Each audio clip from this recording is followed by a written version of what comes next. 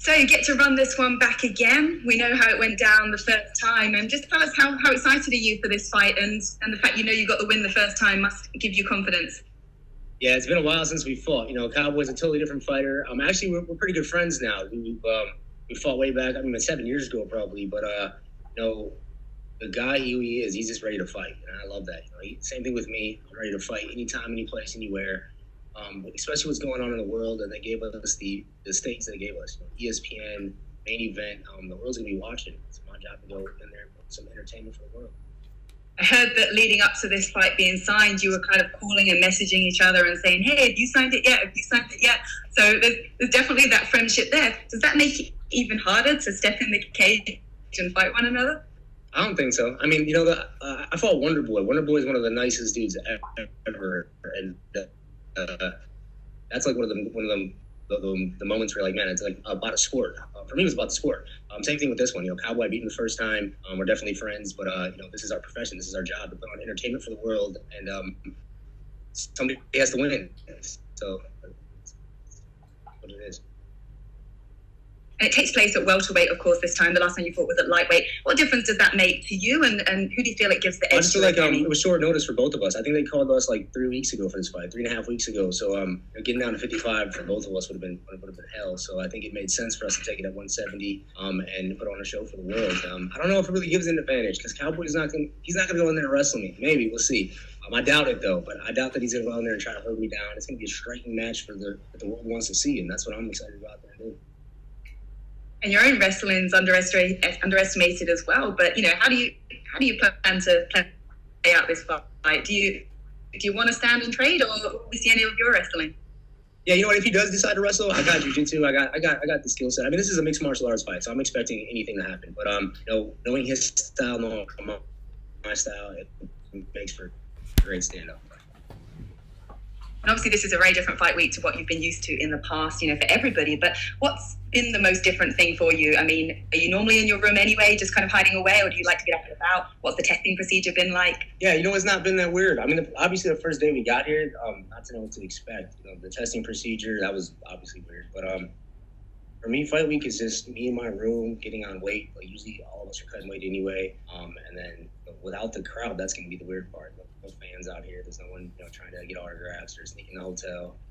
So it's actually, I love it, man. Like, this quarantine taught me a lot about how much time I was wasting training. I was doing 3-4 hours sessions a day, 3 sessions a day, like crazy. I was doing a lot of training. I'm 33 years old. I've been doing this for a long time. But this quarantine made me step back and look at the process I was using to get ready for fights. And I had to do it way different this time. And I love the way we had to do it. I feel like I really learned this camp because all the practices were about me. It wasn't a group of guys trying to get better, me sharing advice, or us trying to get together as a team. It was, how do we get Antony Pettis better, and how does Pettis win this fight?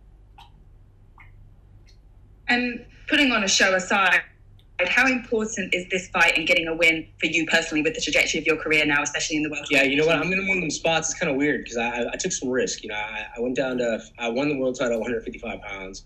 I fought for a world title at 145 pounds. And then I'm jumping up to 170 pounds. So I'm kind of like all over the place with my fights. I'm trying to find a home. Once I find a home where I feel comfortable. I think 170, I felt great, but in the Diaz fight, totally different feeling. So this is my third time at it. The weight cut is the best. This week in fight week, I don't have to cut any weight at all. 3 pounds, I float that by the time I get to tomorrow.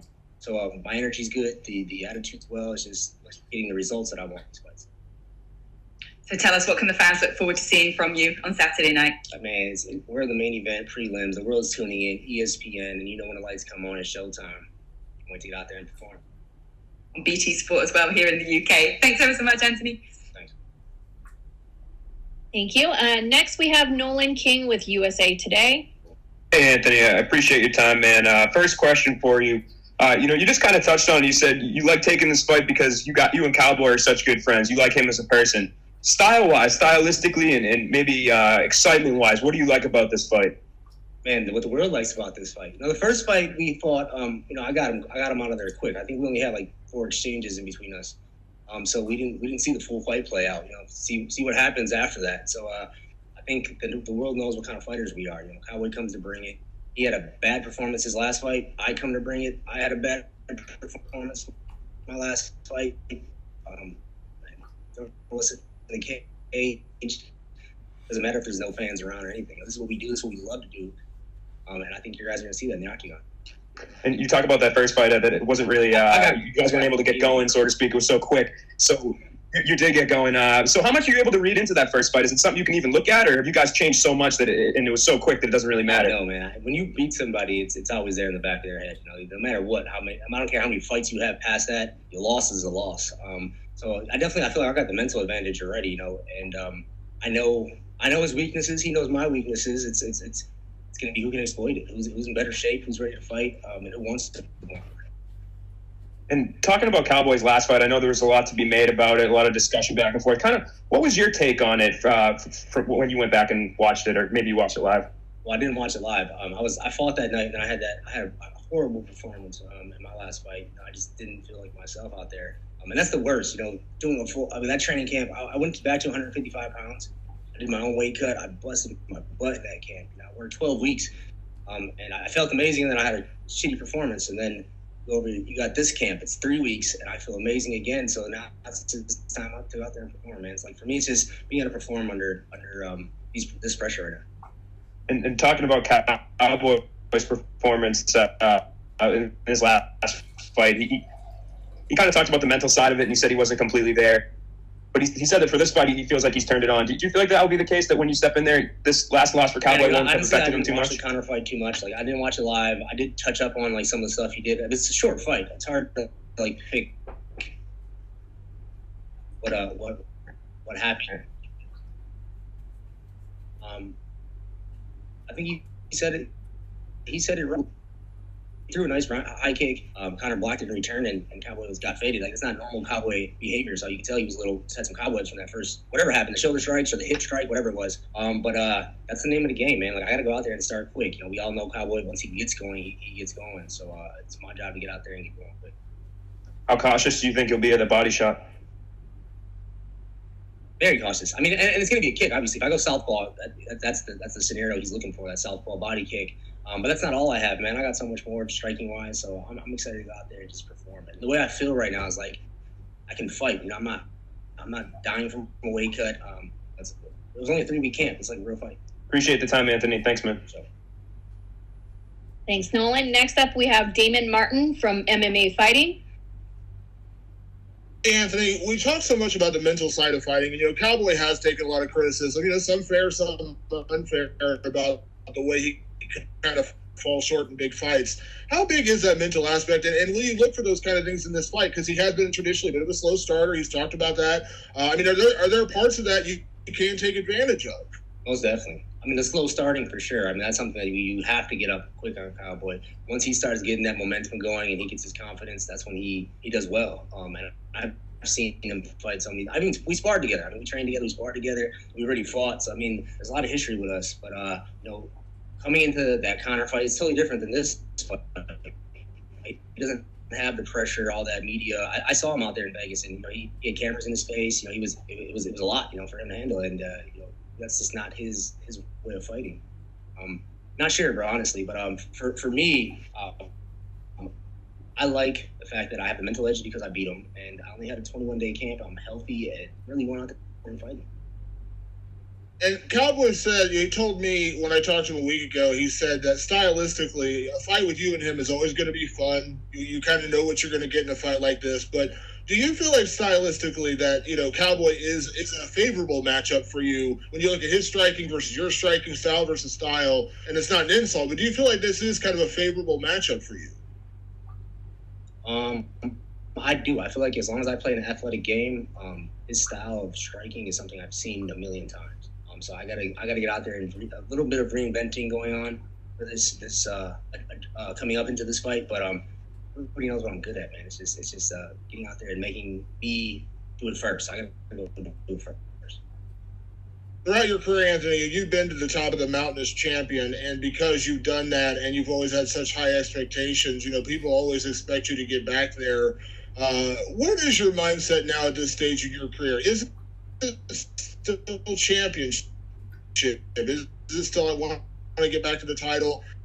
Because again, there's always going to be that expectation because you've been there. People see that out of you. We always kind of see you in those fights. Is that still the end goal? Where do you put yourself at? Coming off a loss and then going into Cowboy. Like, is that still the mindset? I want to be a champ. Yeah, I think this quarantine taught me a lot about mindset, man. Like, usually that's what I would go into. Like, who's the next big guy I can fight? Who's going to get me in line for a title shot? 170, 145, 155. I didn't really care. This quarantine made me slow it down a little bit. Take a look at my career. But like, really, who's next? You don't sit back and like analyze what happened and what got you to the point where you're at right now. And I got to do that in this quarantine, man. And I just see some of the mistakes I was making. A lot of the wasted time in practicing. I was never doing lazy training camps. I'm not a lazy dude. I bust my ass every time I train. But if I'm doing an hour and a half practice and an hour of that practice is to get other guys better, and 30 minutes of that is getting me better, do the math on that. I'm not getting that my full capacity of what I'm giving to the sport. So the quarantine made me look back at that, and I always said it. I wanted to train camps differently. Coming off a loss, I'm like, this camp I'm doing it different. But then that format's just always there. I own the gym. It's in my hometown. If I want to get in shape, I go show up at 1:30. It's professional practice at Roofer Sport. We have pad work at 7:30, and I do my strength and conditioning 9 a.m. And that was my life. That's been my life. And this quarantine made me pull back a little bit, like, man, there's wasted time here. There's wasted time here. My objective now is to win fights. I don't care if it's a title shot. I don't care if it's Cowboy Cerrone on 21 day notice. Win the fight. Thank you, Anthony. Next, we have Carlos Contreras. Hi, Anthony. Hi, bro. Just a follow-up what you were talking right now. Do you see yourself as a 155 fighter now or a 170? Because 2 years ago you fought Tony, and you were close in that fight when the corner stopped the fight, and I mean, it seemed like if you won that fight, you could be fighting for the belt now. So where do you stand, or where do you feel that you stand now? I think I need to get my confidence back, and that's what I'm focusing on now. I really, like I said, I had to go back and quarantine made me just readjust everything. Like, look at. I don't feel like I'm like, even when I practice, man, I'm better than most of the guys I train with. It's just putting it together in the octagon in these moments that matter. So like I said, I'm focusing on the little moments now, winning the minutes, winning the rounds, winning fight before I try to jump back into where am I going to win a world title at. I went up 145 pounds to try to get a world title. That shows you how dedicated I am to this. That was crazy for me to get down to there. And I fought Max Holloway, didn't go my way, but that's how much I wanted it. I was willing to give pretty much an offer to make 10 more pounds lighter to get a world title. And just for this particular fight, you will be headlining in ESPN. Millions of people are going to be watching. And it's the first American sport that is coming back. And I know people is watching baseball from Korea or some other stuff that is happening live. But this is going to be the first event that is going to be watched by a bunch of people. You're going to be headlining against Cowboy. What kind of opponent do you expect? Obviously, they were asking you about this. I mean, Cowboy got a lot of criticism. Do you expect him to be more aggressive than usually? Or what kind of a fight are you expecting to put on a big show? I mean, obviously that could do a lot for your next fight aspirations. Yeah, man, this is a huge fight. I mean, the world's watching. Obviously, what we're going through right now is crazy for everybody. But this brings back a little bit of normalcy to the world, like being able to come put on a live event, and I mean, main eventing the undercard. That's something that's like gonna be watched crazy. ESPN's, is gonna be watched throughout the world. So it's my job to carry the UFC flag, my brand into this fight and make sure I put on a show. And I think the UFC put us in this spot for a reason. They know what kind of fighters me and Cowboy Cerrone. Thank you. Thanks. Thanks, Anthony. Done? Done. I'm not easy. Where are you?